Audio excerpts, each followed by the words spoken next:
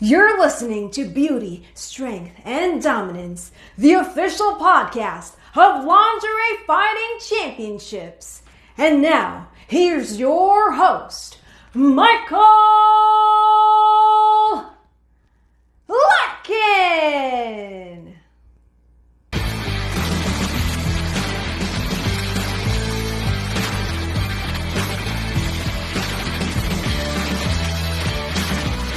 Hello, ladies and gentlemen, and welcome to another edition of Beauty, Strength, and Dominance, the official LFC Lingerie Fighting Championships podcast. My name is Mike Larkin, and joining me today, folks, if there's anyone to join me today for a little Halloween, little spooky action, spooky edition, if you will, of LFC's Beauty, Strength, and Dominance, it's the one, the only, Miss Lara Frazier. How are you, Lara?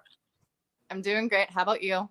I'm feeling good. I'm doing good. And first of all, I got to thank you so much as always for your time. For those who have not checked out Lara doing her thing as well on the West Coast side of things, you've been killing it, doing it all around, all over places, man. I mean, from Hood Slam and everything. You've been really on your grind on the West Coast, man. Much love and respect as always doing the damn thing, Lara. Thank you so much. You are so welcome. Now, I got to put this out here, folks. She got a lot of great shows coming up. I think there's one with We Live and a lot of very much horror-based Halloween 80s references like We Live, which is like a interpretation of They Live by Roddy Piper. A lot of great names coming up. There's Full Queer. There's a lot of great events you're doing coming up. Tell us about the events. Yeah, on Friday, October 27th, not sure when this is going to air, but on Friday, October 27th, I have Glam with Saved by the Bell in Reno, which is a femme-focused wrestling show. It's an offshoot of Hood Slam. I'm going to be wrestling Britney Brooks again there, so that should be good. And then we have Full Queer We Live on Saturday the 28th. And I'm going to be tagging with Darwin against Doc Atrocity and Pollo something. Forgot his name already. I feel bad.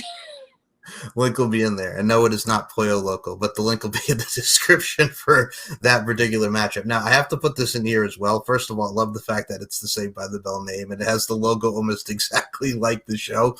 But you also put in there as well with Britney Brooks, and you talk about Adventures in Science. I have to say, and I've said this to you many times, but it needs to be said, if you guys have never checked out Lara and Darwin for Adventures in Science, not only is it funny, not only is it very retrospective, not only is it futuristic, dare I say, little Thomas Dolby, she blinded me with science, but it's really unique and it's very different. And you guys are a hell of a fun tag team that really goes out there. Got to give you kudos again, because watching you two, you have great chemistry.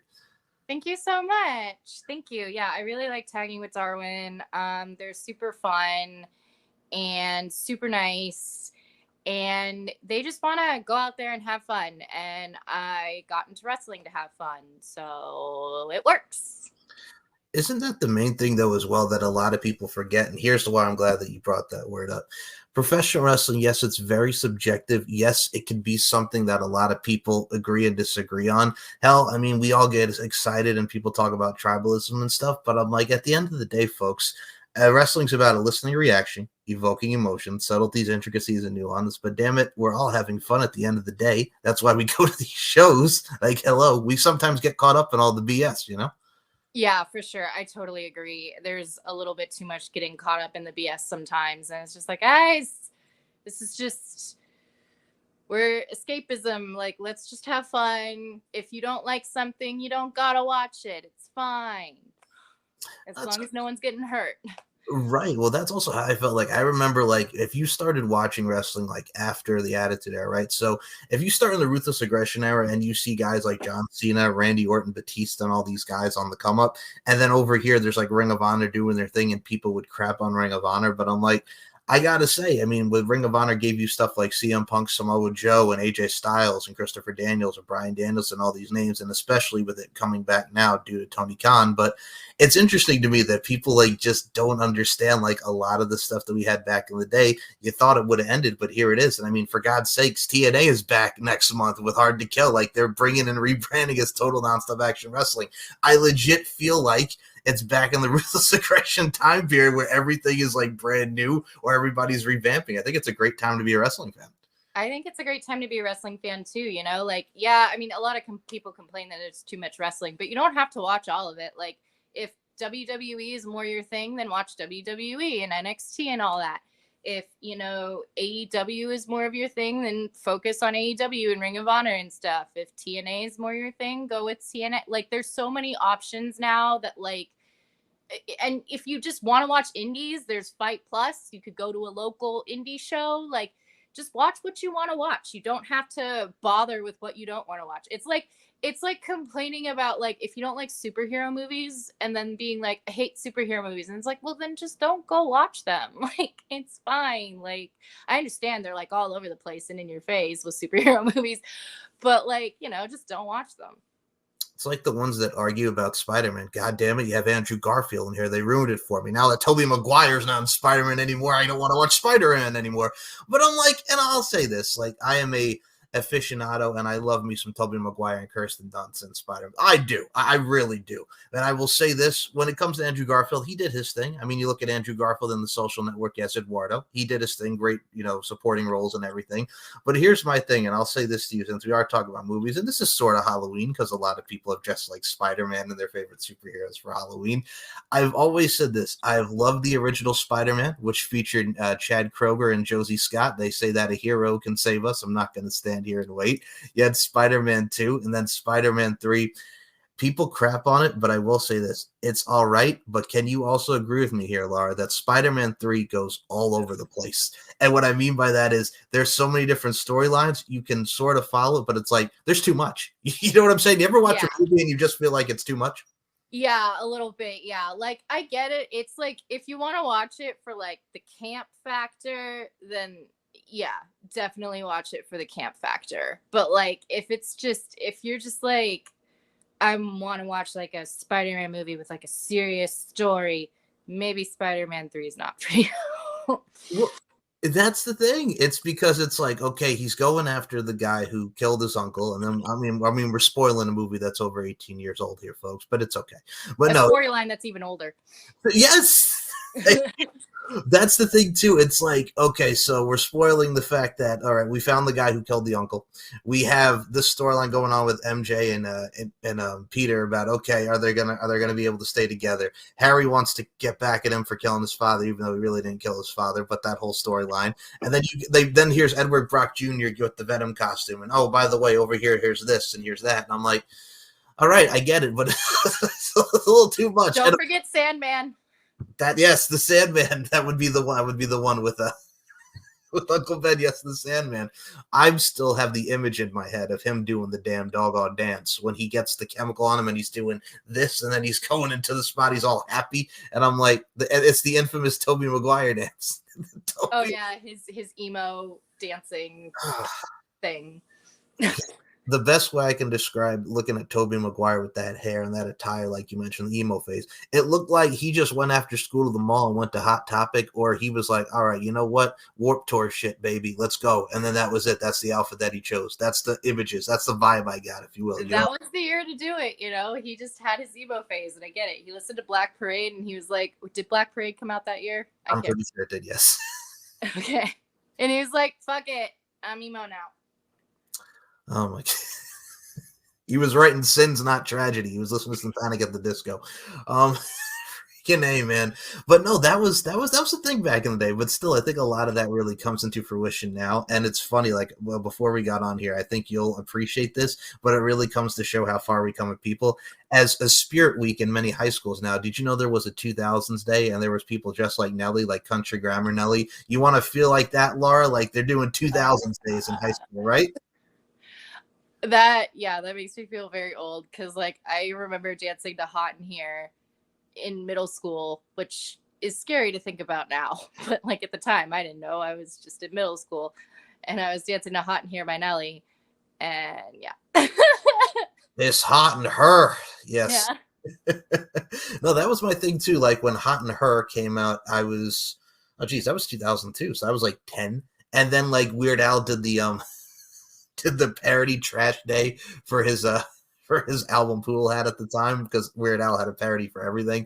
But that was the style, man. The Band-Aid and the Shake Your Tail Feathers and everything that came out with Nelly. But I mean, I'm gonna say it, like, there's a lot of great stuff out there now too. There is some different variety, but I'm gonna say with what we grew up, that's a time period you can't beat it. Less social media, less drama, and more just let's have some fun. Let's listen to music and vibe out, right?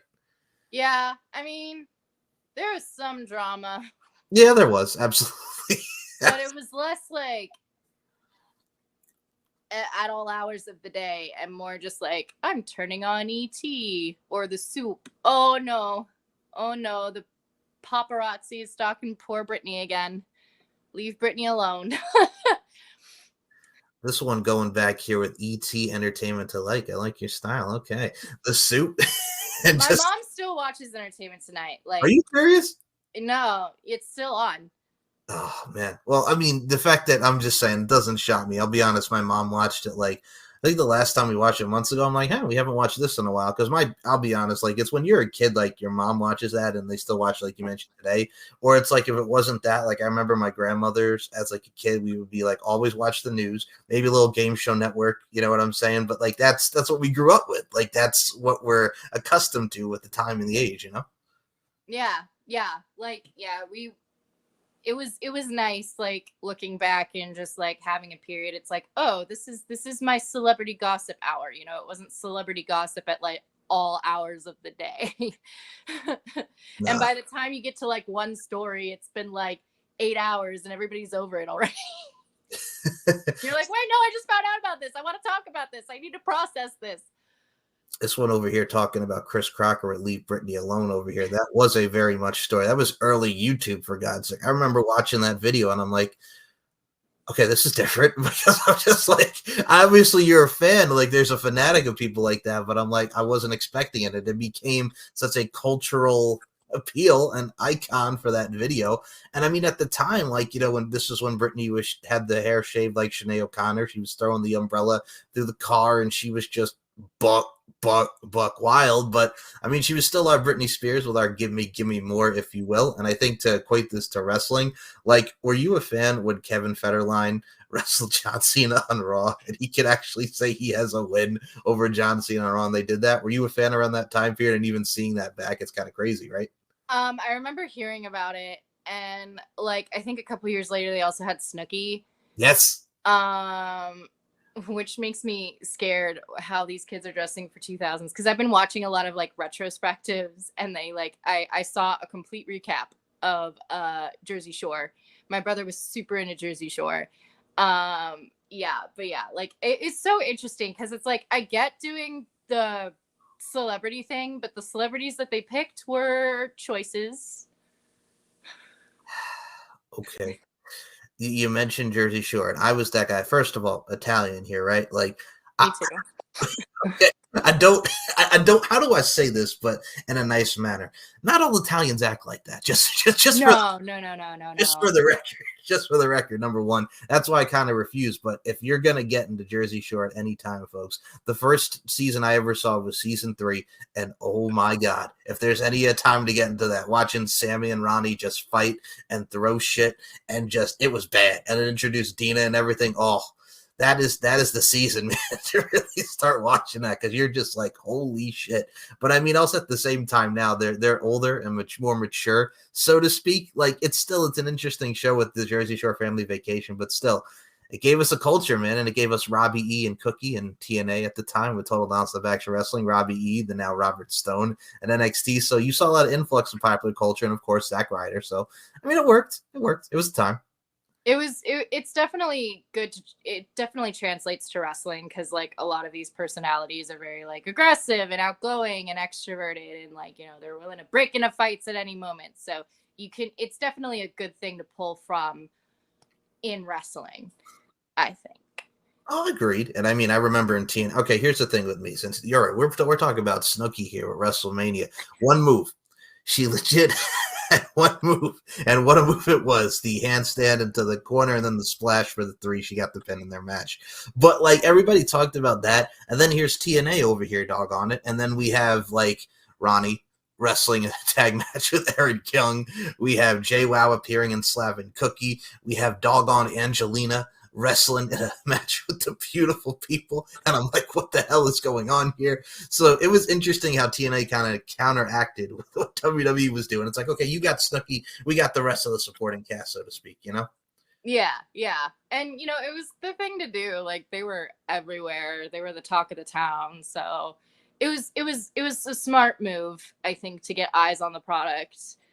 And, you know, again, they're very aggressive personalities, so it just blends into wrestling nicely. Oh, it does. And I think that's why I love what we get to talk about with the craft and everything that we do. And I've said this and I'll equate it to LFC, folks. As I said, I love what I do, getting to do this show and getting to work with a lot of amazing personalities, including this one over here. So I'm going to mention this to you, ma'am.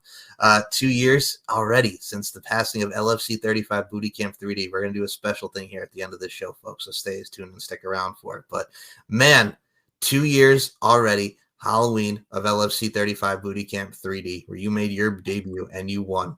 2 years is a long time to grow as a performer, to grow as a person. And I got to say, watching you from then to now, chef's kiss, ma'am. Your kid's still constantly putting out a lot of opportunities. And I say that with the utmost sincerity and respect to you. How crazy is that now? 2 years and you're still kicking, man. You're still doing the damn thing. And it's wonderful to see.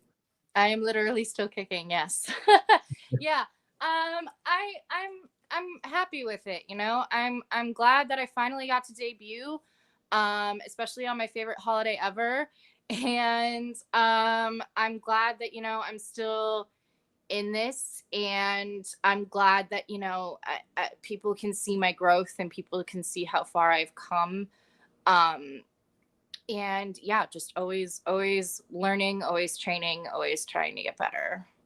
I mean, we talk about, like, we say 2 years, but I'm like, a lot of people don't realize, like, in wrestling and a lot of stuff, that's still a long time just to be, like, still going and doing what you're doing, because, like, the sky's the limit. And I think from the opportunity side of things, we see a lot of people do extra work. We see people still killing on the indies. Like, even in such infancies with different wrestling promotions, there's people that are just gonna, I mean, it's not an easy business, but there's people like yourself over here. And we mentioned the kicks, we mentioned the strikes, as we said, you're still kicking. But I think with what you've seen, what I saw from you in 2021, especially into wrestling now, like, you got a badass tag team, which again is killer and it's entertainment. You're wrestling all over the places. I mean, you got to match it with Brittany Brooks again, which I'll say first to go around, amazing stuff, but also number two, like, she's another one who's so young, and she's done her thing on AEW and CCW and all around the Northeast and the West side of things as well. Like, that's going to be great. I think you two have great chemistry, and she's another young go hard like yourself. So the chemistry is there, and she also has a very infectious smile. Let me put this out here. You're not seeing Brittany Brooks in her just overall spirit. Woman's got a hell of a smile and just overall, like, enthusiasm. If this was Spirit Week, she would be a number one candidate for it. So I got to put up the overall, you and Brittany Brooks have great chemistry there. Thank you so much. Yeah, no, she's great. Like, super mature. Like, I didn't know she was as young as she was. Super mature, just super, you know, focused on her craft and wrestling. And yeah, I'm excited to see where she goes, because she's already really good, so she can only get better, and she's probably going to be like eons better than so many of us. So yeah. No, that's the thing, man. And we talk about subtleties, intricacies, and nuances. If you have that talent and if you have that character and if you're able to amplify yourself, I say you're golden, man, just because that's what we need a lot in professional wrestling. I mean, the wrestling's great, and that's awesome. There's a lot of great talented people, but the layers and the foundations of you as a person and you as a whole, because there's layers and foundations and levels to everything. We all just want to go another level, really, in life, man. And I'll say this, like, now with Halloween, another level. We go another level with all these costumes, man. I'll say this: when I was 5 was the first time I think my mom dressed me up for Halloween, and I was a clown. And no, not that type of clown, folks. Like, not like it, like, you know, like a clown that you would go to somebody's birthday party. I was not Pennywise, but my mom, like, dressed me up as a clown. That was my earliest memory of Halloween. I think when I was like 10, I spray painted my hair green like Jeff Hardy, like picture Vengeance 2002 when he was European champion, and like the white shirt, like that type of look. And one year I had the hurricane cape, and I was like the Hurricane. So I mean, awesome. The wrestling was still in with me, but here's the thing: if you even did that now, because the Hurricane is still such a cool and iconic wrestling character, it still works. Can you tell me what were some of your favorite Halloween costumes when, like, where you were growing up to where we are now, especially the LFC, still one of the best doggone witch costumes, man. Let's talk about some early Halloween memories. Do you remember, like, what you first did as a kid going towards the Halloween route? I think there are pictures of me in, like, a pumpkin shaped onesie that my mom has in, like, photo albums. I should take pictures of them. I should really go through the photo albums again. It's been, like, literally decades since I have. And, like, I remember one time we did a mommy daughter costume where we were, like, matching witches. I always go back to being a witch. I just think because it's just awesome, and witches are awesome. Gosh, what else have I done? I've done so many because I love dressing up. I really liked one year I was Lady Gaga. That was awesome. Okay, so wait a minute. Now we're going to talk about this here, paparazzi over here. So, so you're born this way. You're doing your thing as Lady Gaga, which I'm going to say right now, not a bad costume at all, because people say what they will about Lady Gaga. She is very unique, and I remember the first time I heard Poker Face and all those songs that she came out with. First of all, amazing voice, amazing personality, and also at the same time, the fact that she's doing a doggone song with the Rolling Stones, and the fact that Mick Jagger is the age that he's at now, and they're still putting out some music. God damn it. It's crazy to see just the culture shock and the pop culture, everything coming together. That is a great choice, though, to be Lady Gaga. I got to say that, because she is one of the ones that is very, very underrated, if people don't already know. Oh, yeah. She is a lyrical genius. Like Poker Face, just so well written and just so well produced. Like, yeah, it's pop, but it's like so well done. And yeah, she's a master of her craft, like straight up. You know, she went to Tish. So she knows what she's doing. She's not here to play. That's one bringing up Tish. I like your style. Okay, very, very much. Fair enough. No, that's the thing too. It's like you have that style, and I'm going to say this right now, and I'm wearing this shirt, folks. I'm repping my Backstreet Boys Millennium over here. So no, here's where this also ties into Halloween. For one of my favorite videos as a kid. I don't know. I can't remember if it came out around Halloween time, but when you're a kid and you're watching Backstreet Boys, everybody Backstreet's back. When you got friggin' Howie DeRoe as the vampire and AJ Styles with that Doctor Strange type of vibe. And then here's friggin' Kevin Richardson over here doing the damn thing. There's the Mummy. There's the Wolfman. There's just that infamous video. Like, do you remember, like, first of all, the fact that that is over 20 plus years old now, but still everybody Backstreet's back is still one of the most iconic, very much Monster Mash type of videos for Halloween. Because I remember as a kid, like, you know, you see ballads and you see pop music videos. Of course, there's a lot of dancing and choreography. But when that came out, I'm like, okay, this is an interesting take for a music video for everybody Backstreet's back. All right. Like, what were your initial thoughts when you first saw that? Because it's very much like a culture shock if you think about it, you know? Yeah, especially for like a boy band. Right. You know? Like it's not, you know, like standing in the sunset with your shirt open singing about, like, it was a different route, and I was like, I was into it, you know. I like the classic Universal monster movies. I remember I wanted to start watching them, and my dad and I would look in Blockbuster, and we couldn't find them in Blockbuster anywhere, so we actually had to go to another video rental store that was, I'm totally aging the hell out of myself, I'm sorry. We went to another rental store that was local that had them, thank goodness. I was like, how do they stay in business with Blockbuster like a few blocks away? And it's like, oh, because they have the stuff that Blockbuster doesn't have. And we watched all of them. Like, we would rent one a week and we would watch all of them. And yeah, that's what really got me into horror, because I wanted to get more into horror because I really liked reading scary stories to tell in the dark. But I was always like scared. Like, when I was really little, I was always scared of the scene in Indiana Jones where the Nazis' faces melted off when the Ark of the Covenant got open. And I was always like scared of like scary scenes like that. But then I was like, maybe if I start with like the old school horror and then work my way up, it'll help. And it did. And now I'm completely desensitized. I'll watch it alone in my apartment with all the lights off. And my friend is like, I need to take you to horror movies because I get scared. And I'm like, oh, you're such a wuss. And I'm like, or maybe you're just a normal person. And I just completely messed myself up mentally. First of all, I just want to say, folks, kids, back in the day, there was this rental place called Blockbuster where you'd actually have to rewind the tape and give it back to them. Yes. No, and first of all, you're not aging yourself at all, because so growing up on Long Island, I will say this. I was fortunate enough to be close to where I lived in East Islip, around Islip Terrace, and there in the suburbs, Long Island. Like, the local Blockbuster was like 10 minutes from my house, so it's okay.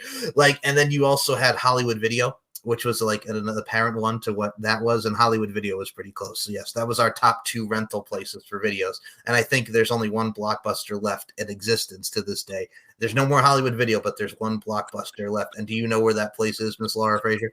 I believe it's in the Pacific Northwest somewhere. Yes, it's in Oregon. The last place to have Blockbuster is someplace in Oregon, which is crazy to think. But hey, it's out there, so that's a plus. You can say that you're the official only Blockbuster left standing. So yes, kids, we had that back in the day. Without not streaming and Netflix, you drove your ass down to Blockbuster, man, to get some videos and rent some videos. But yes, what a time it was, and you're not aging yourself at all. It's good times, man. Good times. I mean, I'm right there with you with the fact that, like, you see horror movies, and, like, there's a lot of great horror comedies out there. Like, The Lost Boys was on constantly. Like, with vampire movies, before we had Twilight and all these movies, we had The Lost Boys, and it was a classic, from the 80s. And then they tried to friggin' redo it with direct-to-DVD videos, and I'm like, no.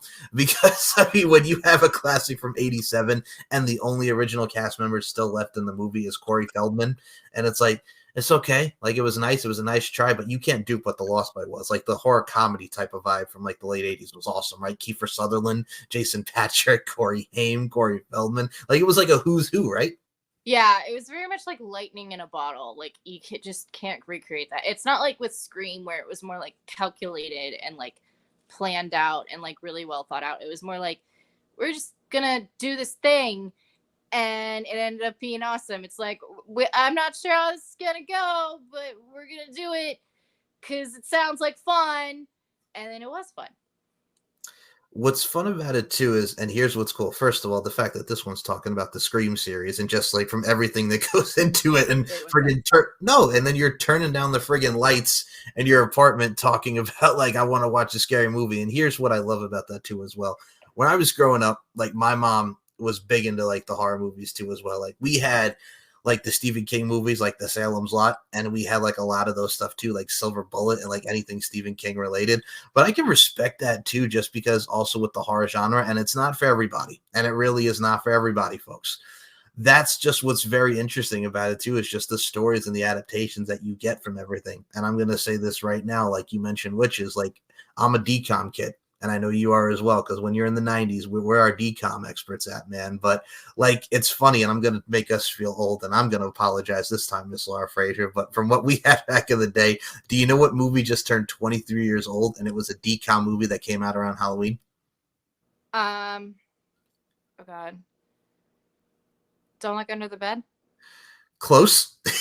Close. Okay, we're going to up it up a little here, folks. Mom's Got a Date with a Vampire with Caroline Rhea. Oh, crap, really? Yes, with Caroline Rhea, Charles Shaughnessy, Matt O'Leary from Spy Kids, the kid Miles Jeffrey, who was in, I think, one of the other ones, like Stepsister from Planet Weird, that was on Disney. Chick who was from Phantom of the Megaplex was in it, too. Oh, like, 23 years old, Mom's Got a Date with a Vampire. They go into the ads to try to get her a date so they could go to the stupid concert, and we found out that the dude is a vampire. Kids, don't email people you don't know is the message of that movie. Do not email people that you do not know, because they may be a vampire. But oh my goodness, like, can you believe 23 years old that is already? Jesus. No, I cannot. But it makes a lot of sense. It's just given everything about that movie. No, that's our Aunt Zelda from Sabrina the Teenage Witch as the mom, and no, that was a good one. I always really liked it when that one came out. That one, Don't Look Under the Bed. I loved Don't Look Under the Bed. Don't Look Under the Bed is king. And what were the Halloween Town movies? Obviously, except the last one. No, nothing against Sarah Paxton. It's just I'm a Kimberly J. Brown stan, so. Okay. See, we're going to talk about this over here, Stan. I wrote you, but I still ain't calling. We're going to be talking about the fact that you just want to bring up, first of all, Under Wraps. You can also throw that in there as well with Don't Look Under the Bed, because Under Wraps is another classic with the Mummy. Very funny one, but yes, it was a classic. Don't Look Under the Bed had, what's his face? The dude that was Zachary Ty Bridges, the one who was Larry Beale, and Fitz Stephens was the guy that played, like, the guy that was helping her hunt the boogeyman. Yes, okay. Nice. The imaginary friend, yeah. The imaginary friend, yes, Larry. Oh my goodness! Like, here's the thing about that too. Is it corny? Is it a little cheesy? Yes, but does it still hold up to this day for Halloween? Hell yeah!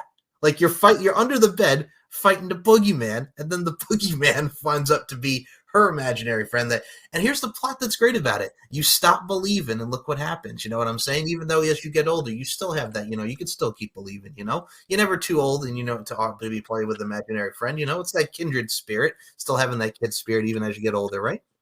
Yeah, and it's a really good storyline. There's really good character development. Like if you watch it back, it's like pretty good for a Disney Channel movie. Like it's not like comfort, like you can actually watch it and like be like, dang, I am really intrigued by the story. Also, it was like legit scary. Like parents got mad when it came out. I'm surprised they started playing it again. I guess because they will never play Susie Q again. Susie Q has just been wiped from existence, and it makes me upset because it stars the Pink Ranger, and the Pink Ranger was like goals. Anyway, so yeah. Okay, Pink Ranger is like goals over here. I'm see again. You're putting up a lot of great stuff here, folks, and this is not just because of the fact that we're '90s baby and we know what's up, so to speak. But the fact of the matter is, here's why I like where you're going with your stance on this. Because I was that kid. I was like 15, like I'll say freshman in high school through my high school tenure, right? This is when Disney Channel was playing like all the good movies at like 3:00 in the doggone morning, going to the weekends. Like they played the CZQs. They used to play the Phantom of the Megaplexes, the Mom's Got a Date with the Vampires. But here's my thing about it. You play the doggone High School Musicals, and mind you, very popular in its franchise in its own right, but then you save the good crap for like 3:00 in the morning. What's up with that? To quote the Hurricane in wrestling here, what's up with that, Disney Channel? You know what I'm saying? You leave all the good stuff for like 3:00 in the morning. Yeah, I don't know. I guess it's because like that's when we're up. So True. Like, the kids that don't have the same attachment to it aren't going to be awake. So it's like, oh, that's our time. It's like Adult Swim, but not really. It's like that is a great, absolutely adaptation of it. It's Adult Swim, but not really. No, like it's interesting. Like around the time, like with Mom's Got a Date with a Vampire too. I remember reading like years later. You talk about Disney not playing movies, like they stopped playing that for a little bit. Obviously, you have Robert Carradine as Van Helsing from Revenge of the Nerds, and then he would go. Here's what's crazy about that: he does that movie, and then doggone, he's Lizzie McGuire's father, like right after that, which is mind blowing to think about, just because of how iconic that show was. But like, I mean, they don't, for the fact of like, I understand. Like there was a part in the scene where like he's like, he goes to the house to pick up Caroline Ray, right? And like he's waiting for her to come down and they're going to enjoy the evening. But apparently in the original movie, they had a dog and they cut this scene out and he looks like he wants to bite the dog. And like, I can understand why like Disney cut that out of the original movie before it came to air. Like I can understand that. It's like, okay, like you can flesh on the kids because, you're vampire, but I think the dog was a little too doggone too much, so to speak. You know what I'm saying? Like, let's just cut that out. You know what I mean? Yeah. Even that's too much for me. It's like whenever there's a dog in a horror movie, I'm like, no, please don't do this. Don't do this. Okay. All right, hold on. We're going to talk about this here. First of all, my mom is the same way as we are with our cats, as anybody is with their pets. And I'm going to put this out there because you put this into existence. And here we go. It's like when you're watching Single White Female and like. Oh, God. Oh, see? That face right there, folks, is where it goes. Or like they tried to do it in The Roommate with the cat and the. Yeah. No, don't do it. Messed up. That's messed up. Don't. I hate it too, just because, I mean, okay, you could say what you will about Fear with Mark Wahlberg and Reese Witherspoon. You didn't need to kill the dog. Like you didn't need to kill the dog. I'm just going to put that out there. Over the line. Yes. I don't know why. I mean, I kind of know why, but like, yeah. I just, it's too much for me. That's my personal limit. I'm right there with you. I completely agree. I'm not a animal. Okay, the animal has to die in the movie. No, he doesn't. No, it really doesn't. Like it really doesn't need to. I get it, but it's like, okay, I understand. But no, I'm right there with you. But yeah, no. And you mentioned the Halloween Town. We'll get away from killing animals here. We'll go to the witches side of things for a minute here. So Halloween Town, like you mentioned. Remember watching as a kid when it first came out in 98? Like, first of all, Kimberly J. Brown plays the hell out of Marnie, one of the most iconic characters she's ever played.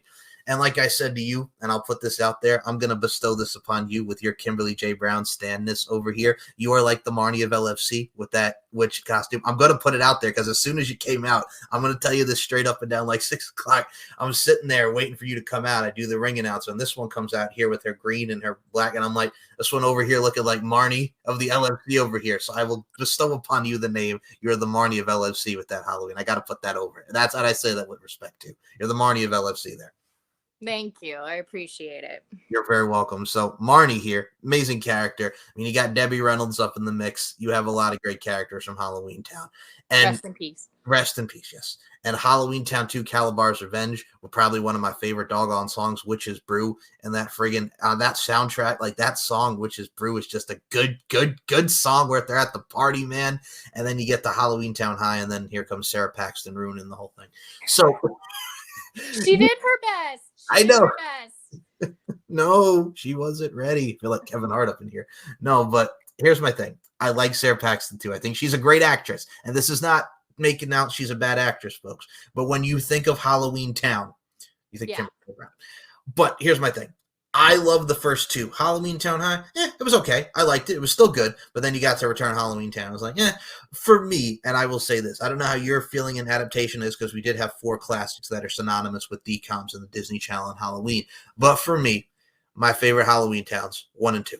I'm always 1 and 2, the old 1 and 2. What are your thoughts on how you would rank the Halloween Town series? I would probably say 1 and 2. Yeah. It would be like kind of close. I don't know. I kind of have a soft spot for Halloween Town High, just because I just think the plot is so crazy, and I don't know. I like what's her face from High School Musical as the big pink troll. Yes, I know who you're talking about. That's gonna bug me. It wasn't like Ashley Tisdale or Vanessa Hudgens. No, I know which one you're talking about. Kelsey. She was Kelsey in High School Musical. Yeah, her. I forget who the actress was, but I know the name because it was very much like that was also an integral part of her Kelsey to be in High School Musical. I think she was in all 3 of them too, right? If I remember correctly, right? I think she was. Okay. Because here's my thing, because this also gets me to like, and I'm gonna say this applies to Halloween Town. When you switch out the person, it's like for me, like Xenon movies, like Protozoa and Boom Boom, and My Heart Go My Supernova Girl, and all that. Okay. Like Xenon, the first one, Raven was Nebula, right? Like you think Raven and Kristen Storm, the mix, right, as Nebula. And then the second movie, it's what Shadia Simmons plays Nebula, and she had just come off doing The Color of Friendship on the Disney Channel. And then the third one, it's great movie. Yes, it is. Thank you. And Xenon Z3, like when you had like her come back as Nebula very briefly. I'm going to say this right now with the Xenon movies, with the franchises, the first 2 were the bomb. I'm going to say the Xenon 3 was okay, but the first 2 are the bomb. The Galaxy is Ours, My Girl. The Galaxy is Ours. Come on. Yeah.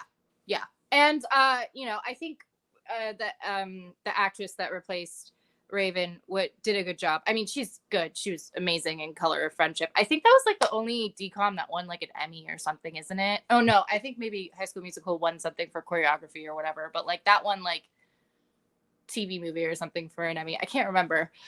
But yeah, it was good. Get to watch Color of Friendship. Make your kids watch Color of Friendship. It's an important story. You do realize nowadays, if we say to watch, okay, I'm going to say this with nowadays, like if you put that on, people are like, oh, this is too heavy. Okay. I was 8 years old when The Color of Friendship came out. I was 8 years old, and this was a thing because of Black History Month, and not just our history. It's very important. Like she's a white South African girl living with a Black family in the States, and also at the same time, I lost my mind because, again, as we are as people now, as history, we grow, we get wiser, and it's a learning experience, you know? But, like, when you're 8 years old and then she says the N-word on the Disney Channel, like what? Like, you know? Oh, yeah. She said all kinds of slurs. She said the N-word. She said everything that goes into, like, history and what really has gone on and the horrible stuff that happened with people in this time, and I'm just like, oh, okay, we're really going there. And you see that a lot with Boy Meets World when they showcase like drinking and everything that goes on here. And like in the early, like when he's calling him a wop, and I'm like, oh shit, well, we're like really going here. Like, cause they're talking about Anne Frank and a lot of shows back. I'm going to say this, and I mean, I don't mean to go on a rant here, but you're bringing out a lot of great history here that we see in shows like the after school specials and meetings and movies. It's like they were not afraid to push the envelope, and it's really a learning experience to how we are and how we got to be, you know? Yeah, I think it's important, you know, like it kind of is a comparison with like how the Grimm's Brothers fairy tales used to be a lot more grim, so to speak. Yeah. You know, kids can handle it. Like, I don't think we give kids enough credit to what they can handle, you know? And it's, you know, important to like expose them to these things so they can learn and they can grow. Like, I understand like maybe making them more like sanitized in like a musical, like with Disney, but like, you know, like kids can I think we don't give kids enough credit with how like smart and how able they are to process things and learn from things. Especially, and I mean, if you look at nowadays with cyberbullying and what we have with social media, I think kids are smart to like know, like, hey, like this is not cool or this is not right. But also, you learn from that. You also get, like, we talk about mental health a lot, like how people get to really process, like how one gets affected by this stuff. I mean, we've become so advanced in our technology and how we really think. It's like we put things to the forefront and we consider a lot of people, and I think that's very much important in today's day and age, and just as a society, folks. And I mean, with everything that's going on, do you really want more of this instead of this? Like we have too much more of this, and it's crazy, you know what I'm saying, with all these shootings and everything that goes on in the world. We need more of this, people. It's the united, not divided front.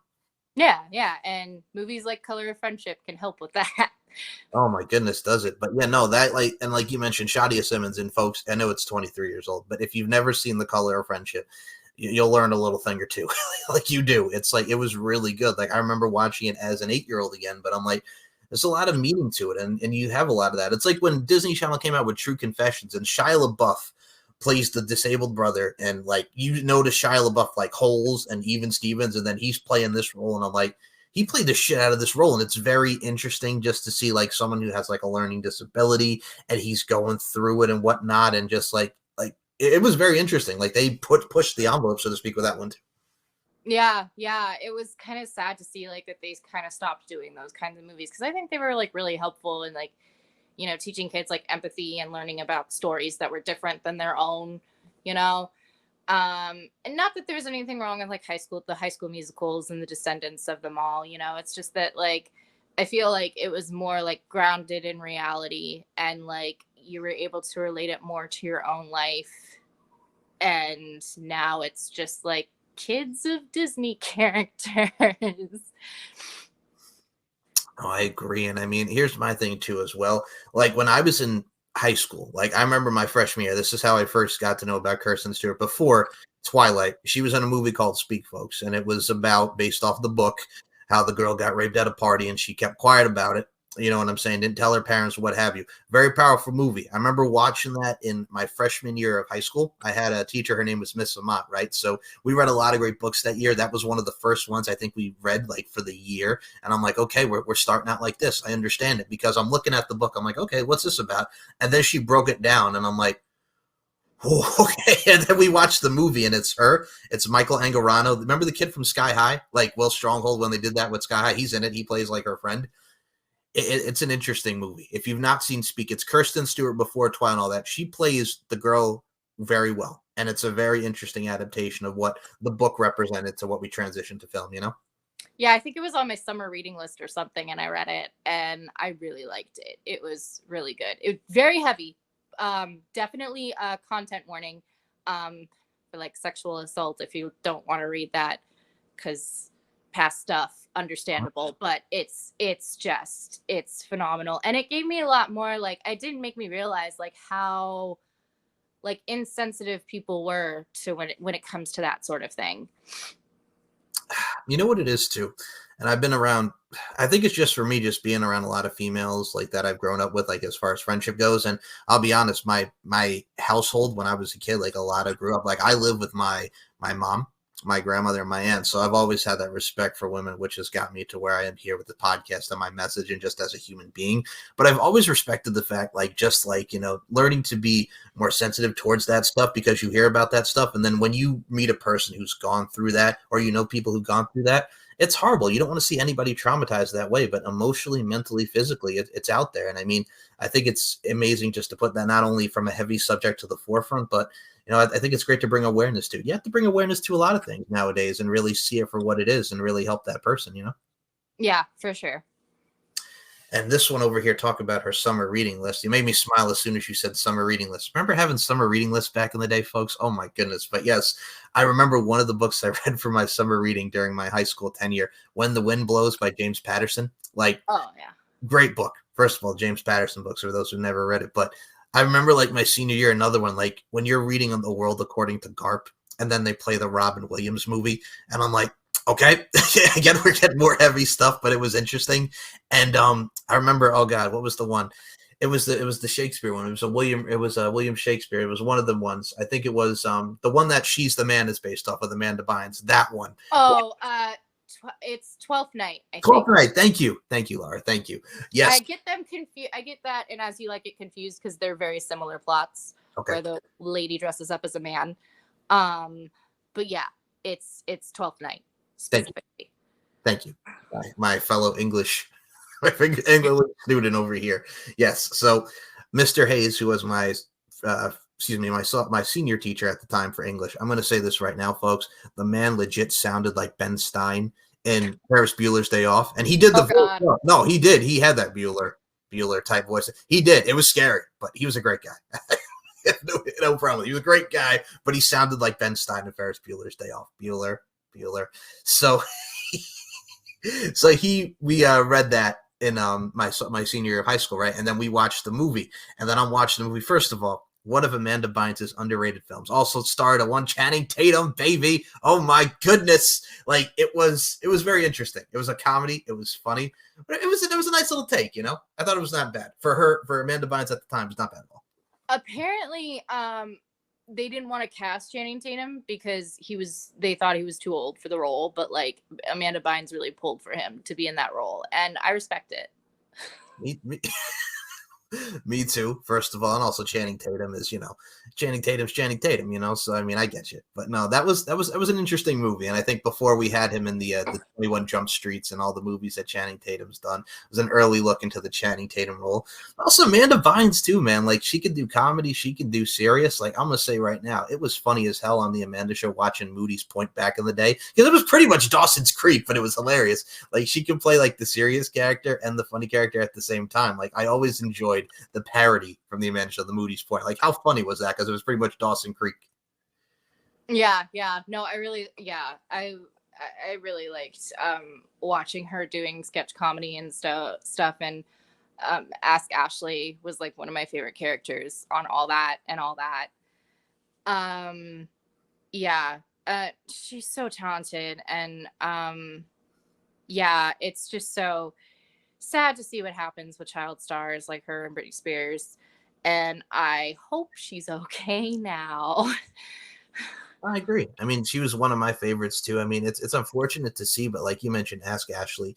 You mentioned for me, I remember watching Big Fat Liar and all the movies that we saw back in the day with her. Like she was one of the ones that I've always found not to only be very funny, but she was so talented that they gave her own show. The Amanda Show gave us Drake and Josh. They gave us a lot of people that would go on to have stardom and fame.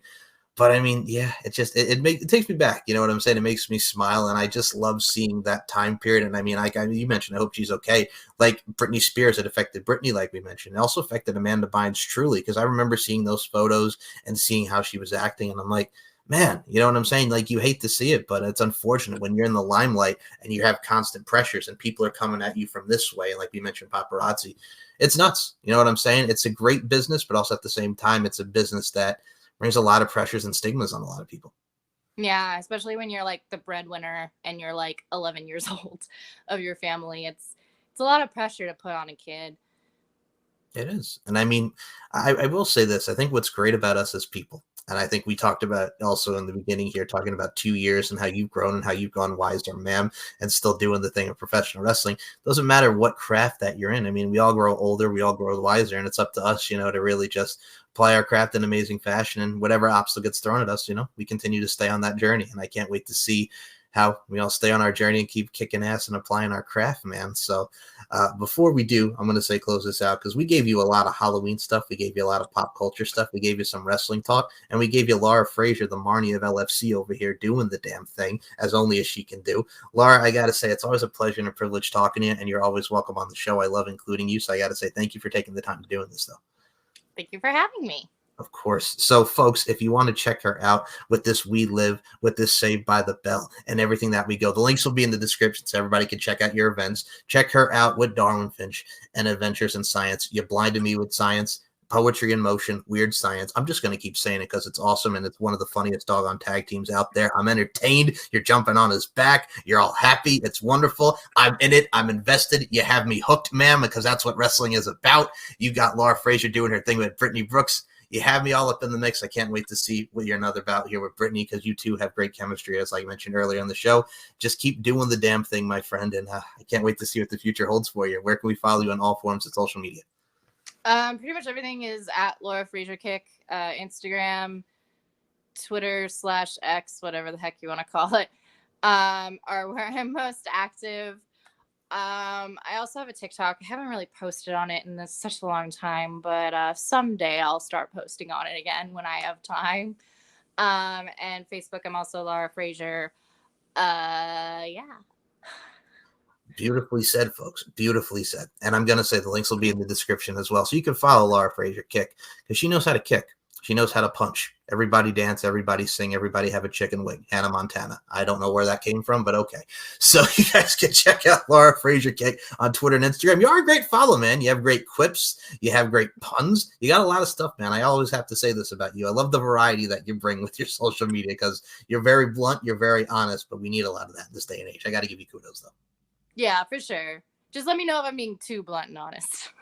No, I mean, all right. We're gonna talk about this very briefly before we close the show. First of all, there's nothing wrong with being too blunt and honest, but also at the same time, you're being you. And I think for those that we get to see as ourselves are amplified with our characters, but just as people, I mean, as long as we're doing our thing and we're not hurting money, that's the main thing. But also at the same time, if they can't rock with you, they can kick rocks. Put that out there into the universe. If you can't rock with you, kick rocks. Dust that dirt off your shoulder. You can be like Jay-Z. Kick that dirt off your shoulder, man. You can be the Beyonce of your own world. Forget about the Destiny's Children, huh? You know what I'm saying? You, yourself, and I. That's all you got to the end. I'm putting it out there for you, Lara Frazier. Thank you. I appreciate it. You're very welcome. So, folks, there's going to be a special thing coming up here at the end of the show, and it'll be edited in. My name is Mike Larkin. Lara Frazier, as I always say with each and every show, beauty, strength, and dominance, the three key elements that make women the work of art that they are. And I include you in those sentiments. Thank you so much for your time. Thank you for having me. Fight, fight, fight.